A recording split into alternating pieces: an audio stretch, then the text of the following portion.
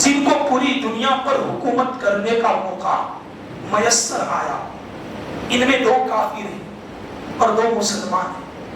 مسلمانوں میں جن کا نام سر فہرست ہے وہ سیدنا حضرت سلیمان علیہ السلام کی ذات، اور دوسرے حضرت سیدنا سکندر ذوالقرنین جن کا تذکرہ قرآن کر رہا ہے۔ سورہ کہف کا آخری رکوع میں جہاں سے 16واں پارہ شروع ہوتا ہے، اس کا دوسرا رکوع وَيَسْأَلُونَكَ عَنِ ذِي الْقَرْنَيْنِ، ذی القرنین یہی ذوالقرنین ہے جس کا تذکرہ قرآن کر رہا۔ تو حضرت سلیمان علیہ السلام اللہ نے کیسی حکومت عطا کی تھی؟ آج لوگ یہ کہتے ہیں کہ سرکار علیہ السلام کو علم نہیں، وہ جانوروں کی بولیاں کیسے سمجھ سکتے ہیں، وہ پرندوں کی، درندوں کی، چرندوں کی بولیاں کیسے سمجھ سکتے ہیں؟ تو پہلے قرآن کا صحیح مطالعہ کرو۔ قرآن تو یہ کہتا ہے وَحُشِرَ لِسُلَيْمَانَ جُنُودُهُ مِنَ الْجِنِّ وَالْإِنسِ وَالطَّيْرِ وَهُمْ يُوزَعُونَ۔ حضرت سلیمان کو ہم نے ایسی بادشاہت عطا کی تھی، ایسی بادشاہت عطا کی تھی کہ حضرت سلیمان کے لشکر میں انسان بھی تھے، جنات بھی تھے، پرندے بھی تھے، چرندے بھی تھے، جانور بھی تھے، اور جب آپ چلتے تھے تو آپ کے ایک طرف انسانوں کا لشکر، ایک طرف جنوں کا لشکر اور اوپر پرندوں کا لشکر، اور آپ کا تخت ہوا میں اڑتا تھا، ہوا آپ کے ماتحت تھی، آپ کا حکم مانتی تھی۔ اس کو قرآن نے بیان کیا ہے۔ یہ حضرت سلیمان علیہ السلام کی ذات طیبہ ہے۔ آپ کیسے انکار کر سکتے ہیں کہ نبی کو قوت نہیں عطا کی گئی؟ ہاں یہی وہ سلیمان ہے جس نے میرے آقا کے پیچھے مسجد اقصی میں مقتدی بن کر کے اقتدا فرمائی، اور آقا کا امتی بن کر کے وہ سلیمان مسجد اقصی میں ہاتھ باندھے ہوئے پیچھے کھڑا ہے۔ یہ حضرت سلیمان علیہ السلام کی عظمت اور ان کی شان ہے جس کو قرآن نے بیان کیا کہ آپ پرندوں کی بولیاں بھی جانتے تھے، جانوروں کی بولیاں بھی جانتے تھے، جنوں کی بولیاں بھی جانتے تھے، انسانوں کی بولیاں بھی جانتے تھے، اور یہ تمام آپ کے سپاہی تھے، یہ تمام آپ کے سپاہی تھے۔ اتنا وقت نہیں کہ میں تفصیل میں جاؤں، قرآن نے تو بہت تفصیل سے بیان کیا ہے، لیکن وقت اجازت نہیں دیتا، کبھی موقع ملا تو اس کو بیان کریں گے۔ اللہ اکبر۔ قرآن فرماتا ہے کہ ہم نے سلیمان کو تمام انسانوں کی، جانوروں کی اور جو ہے وہ جناتوں کی بولیاں عطا کی، اور ان کے سپاہی یہ تمام لوگ تھے، یہ تمام مخلوق تھی۔ لیکن آؤ ہم اپنے آقا علیہ السلام کی بارگاہ میں چلتے ہیں تو ہم دیکھتے ہیں جب سرکار کی صورت اٹھا، سرکار کی سیرت اٹھا کر دیکھتے ہیں۔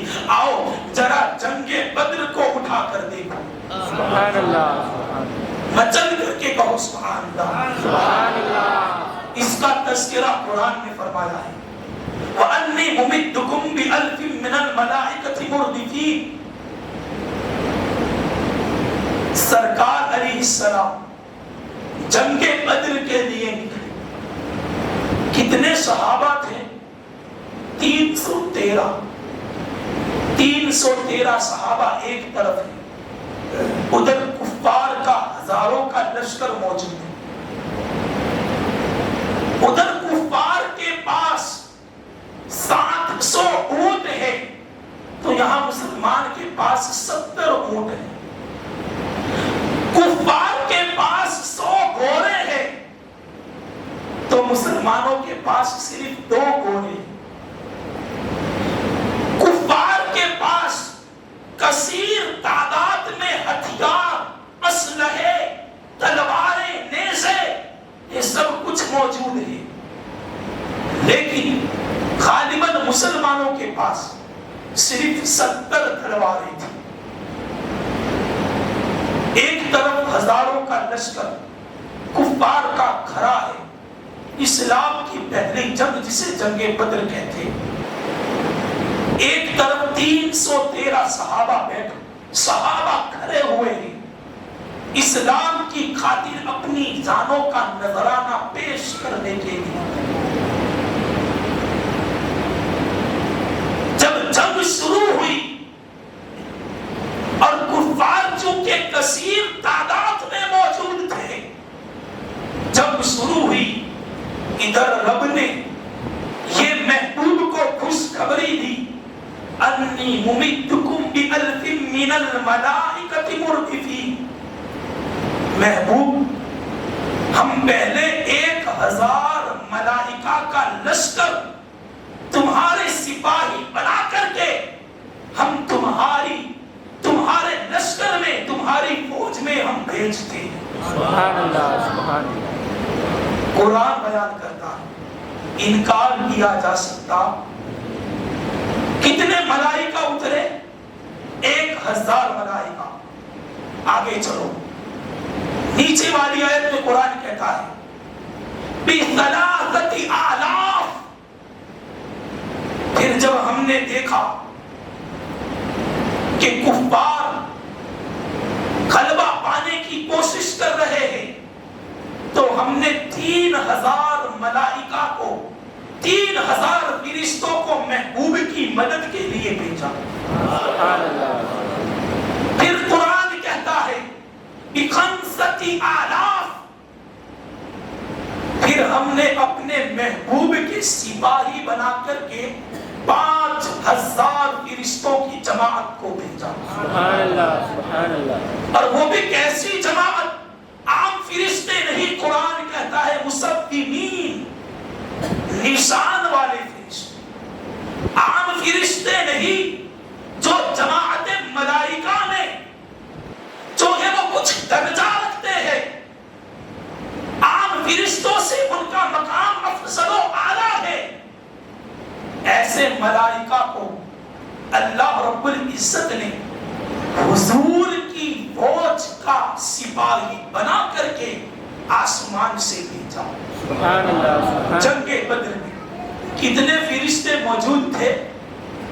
5000 ملائکہ کا لشکر جرار موجود تھا. اب سوال یہ پیدا ہوتا ہے میرے مولا تو بڑا قادر مطلق ہے، اگر تو حکم دے دیتا تو زمین پلٹ جاتی. اگر تو ایک فرشتے کو بھیج دیتا تو وہ ایک فرشتہ ہی لشکر کفار کو زمین بوس کرنے کے لیے کافی تھا. تو ایک فرشتے کو بھیج دیتا، وہی لشکر کفار کو جہنم واصل کر دیتا. اور یہ تیری قدرت سے بعید نہیں، اس لیے کہ تو جب قیامت قائم کرے گا تو ایک ہی فرشتے سے قیامت قائم ہوگی. سبحان اللہ سبحان. اللہ نے فرشتوں کو یہ طاقت عطا کی. جب فرشتوں کی طاقت کا یہ عالم ہے تو فرشتوں کے آقا کا عالم کیا ہوگا؟ فرشتوں کے سردار کی طاقت کا عالم کیا ہوگا؟ ارے فرشتوں کا سردار حضرت جبرائیل، جس کا ایک پر مشرق میں ہے تو دوسرا پر مغرب میں ہے، جس کے 2 پروں نے پوری دنیا کو ڈھانپ رکھا ہے، جو فرشتوں کا استاذ، فرشتوں کا سردار ہے، وہ فرشتہ غلام بن کر کے سرکار کے قدموں کو آ کر کے چومے. وہ فرشتہ غلام بن کر کے سرکار کے قدموں کو آ کر کے چومے. بھلا بتاؤ اللہ نے اس محبوب کو کیسی طاقت عطا فرمائی؟ ایک فرشتہ ہی لشکر کفار کو مغلوب کرنے کے لیے، ان کو زمین بوس کرنے کے لیے کافی تھا. لیکن اللہ رب العزت نے 5000 کا لشکر کیوں اتارا؟ 5000 ملائکہ کیوں اتارے؟ اور یہ کسی کی بنی بنائی بات نہیں، اس کو قرآن نے بیان کیا ہے.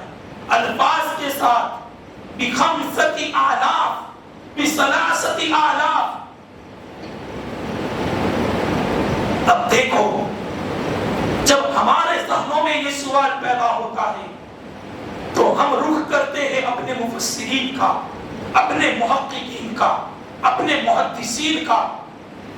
لکھتے ہیں مفسرین ایک فرشتہ ہی اس زمین کی کایا پلٹنے کے لیے کافی تھا، لیکن رب نے 5000 کا لشکر اتار کر کے 5000 ملائکہ کو بھیج کر کے دنیا کو بتا دیا کہ سلیمان کی حکومت میں صرف انسان تھے، جنات تھے، پرندے تھے، جانور تھے، درندے تھے، یہی تک ان کی حکومت محدود تھی. لیکن میں نے اپنے حبیب کے سپاہیوں میں ایسے سپاہی بھی پیدا کیے ہیں جو عرش معلا پر اپنا قیام رکھتے ہیں، جو فرشتے ہیں.